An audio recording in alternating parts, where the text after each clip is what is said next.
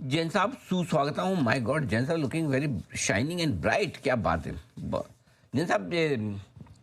इस कलर को वैसे ये कलर है कौन सा, आप क्या कहते हैं इसको? आप नेहा जी के साथ बैठे हुए मुझे पूछ रहे हैं, और मेटल वाला कलर है। हाँ हाँ। Neha ji captain of base metals को बहुत ट्रैक करती है। ऐसा लोहा तो ऐसे कलर का कभी देखा नहीं हमने, स्टील भी नहीं देखा। कौन सा मेटल है ये? बेस मेटल्स है, बेस मेटल का कैप्टन। था once upon a copper. Time. वो तो जब लोग गोल्ड और सिल्वर खरीद नहीं पा रहे थे तब कॉपर खरीदते थे। आजकल कौन पूछता है कॉपर को? भाई हम तो ब्रॉन्ज मेडल के साथ ही कॉम्प्रोमाइज किए हैं सर लाइफ में, बहुत ही तो बढ़िया, सिल्वर वेरी हमारे साथ गुड। रहेगी। हाँ, ब्रॉन्ज मेडल मिल गया हुआ। बंसल जी तो आजकल ब्रॉन्ज पे भी नहीं पहुंच पा रहे, चौथे पांचवें छठे नंबर पे रह जाते हैं। बताएं सर, आज का जेम स्टॉक जरा ले लिया जाए। बिल्कुल हो गया कि होना बाकी है? हो गया। हो गया। हाँ, बंसल जी ब्रॉन्ज मेडल दे दिया जाए जिन सबको। नहीं नहीं अनिल जी, जैन साहब जिस तरीके से चमक रहे हैं आज, तो चेहरे की चमक भी अनिल जी एवर शाइनिंग है। मतलब कि गोल्ड से कम तो अनिल जी बात ही नहीं करनी चाहिए। गोल्ड से ऊपर कोई मेडल हो तो मतलब कि वो भी देना चाहिए। और आपके हाथों से मिल रहा है तो अनिल जी उससे बड़ी चीज क्या है? Ever shining Anil ji. बहुत और बढ़िया। इतनी तारीफ अनिल जी, मैंने मतलब कि जैन साहब की करी। अगर ये दिल्ली में होते ना तो शाम को इन्वाइट भी कर लेते। बट जैन साहब टच वुड, मतलब कि वुड को टच भी कर रहा हूँ, टेबल पे चमक रहे हैं, शाइनिंग। अरे बहुत थैंक यू, बढ़िया। Thank you. चलिए बढ़िया, कहीं तो शाइनिंग आई। गोल्ड के दाम में शाइनिंग नहीं, जैन साहब में शाइनिंग है। बताएं जैन साहब, आज का जेम स्टॉक।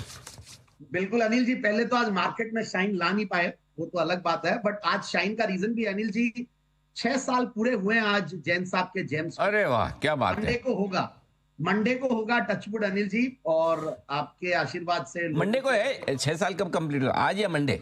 27 जुलाई। 27 जुलाई। हाँ, मंडे। ओहो, क्या मंडे, बात है जैन साहब, यस। बहुत। तो उस दिन एक छोटा सा मुझे समय चाहिएगा अनिल जी, 5 ही मिनट लूंगा चिंता मत एक्स्ट्रा। करिए, छोटा ही देंगे, आप बिल्कुल चिंता मत करिए।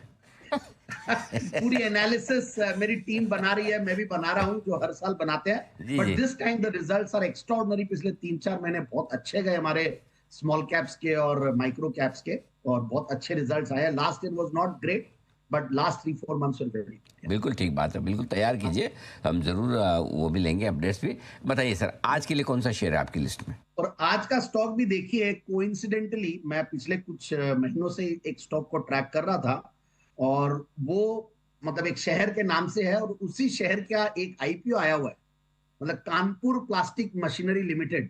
बट वो कानपुर प्लास्टिक मशीन्स लिमिटेड कौन सी कंपनी है, और ये कानपुर प्लास्टिक पैक, देखिए हमारे, मैं एक चीज मानना पड़ेगा, देखिए हमारे पीसीआर टीम गजब है। तो कानपुर प्लास्टिक पैक में लाया हूं, मगर जो दूसरा आईपीओ जो लोहिया कॉर्प है, उसका पुराना नाम भी Kanpur plastic machineries private limited ही है, लिमिटेड है बेसिकली। तो basically Kanpur plastic pack limited एक इलिक्विड स्टॉक है।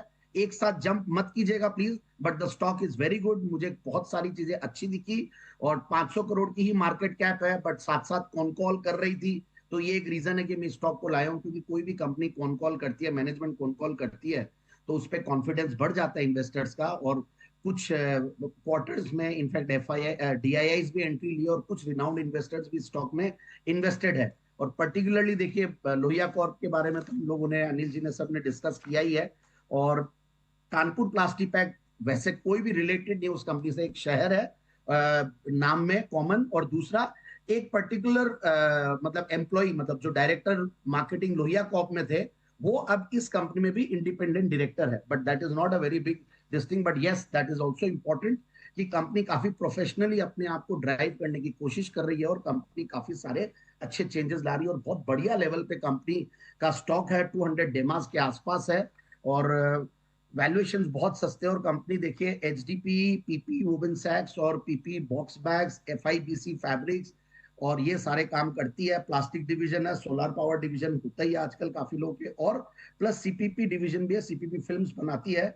सो बेसिकली एफआईबीसी क्या होता है, फ्लेक्सिबल इंटरमीडिएट बल्क कंटेनर्स। तो ये आजकल काफी चलने लगा है, और इनफैक्ट ये लोग वेबिंग का काम भी करते हैं। और दूसरी बात यह है कि अलग अलग बड़ी बड़ी कंपनीज को ये लोग अपने प्रोडक्ट्स सप्लाई करते हैं, बहुत ही अच्छा। इनफैक्ट एक्सपोर्ट भी कर रहे हैं, 2 स्टार एक्सपोर्ट हाउस भी है, और यूरोप, साउथ अमेरिका, ये सब में लोग का माल जाता है।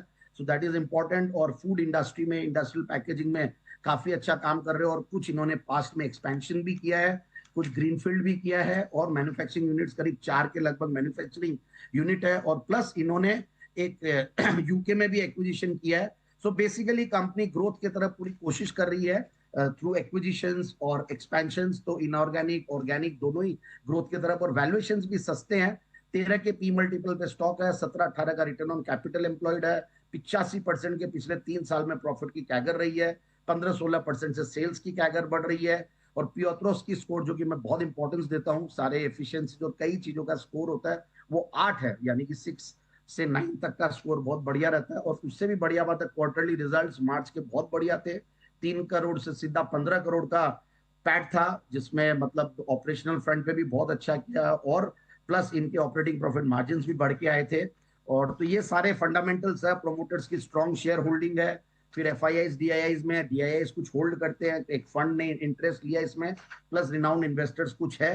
सो ओवरऑल एक अच्छी कंपनी। कॉनकॉल नोट्स भी पढ़ा तो कंपनी का कॉन्फिडेंस काफी बढ़ा हुआ है, रेटिंग्स भी ठीक ठाक रेटिंग्स है कंपनी की, और 1971 से कंपनी कार्यरत है। नाम भले नया हो, मार्केट्स में लोग चर्चा नहीं करते हो, बट काफी पुरानी कंपनी है और कंपनी काफी अच्छा काम कर रही है। पिछला 1 साल काफी अच्छा ट्रांजिशन इन्होंने किया, कंसोलिडेशन किया, और आगे अच्छी ग्रोथ की उम्मीद दे रही है मैनेजमेंट। सो ओवरऑल एक अच्छा स्टॉक, 250 के टारगेट के लिए स्टॉक को लेना चाहिए। 241 का हाइज स्टॉक ने पहले बनाया हुआ है, तो मेरे हिसाब से रिस्क रिवॉर्ड रेशियो बहुत बढ़िया है, बहुत ज्यादा चला हुआ स्टॉक भी नहीं है, और वैल्यूएशंस भी सस्ते हैं। सो 250 के टारगेट के लिए कानपुर प्लास्टिक पैक पहली बार जेम्स में खड़ा। बिल्कुल, लेकिन जैसा जैन साहब ने अपनी कमेंट्री की शुरुआत में ही कहा था, इलिक्विड स्टॉक है, ध्यान से लीजिएगा, थोड़ा थोड़ा करके, और डिप्स पे लीजिएगा तभी बेहतर है, क्योंकि जब से हमने बात की तब से देखिए बहुत तेजी से ऊपर भी आया है, तो इस वजह से आप थोड़ा सा यहाँ पर केयरफुल रहिए और डिप्स पर ही एंट्री करिए।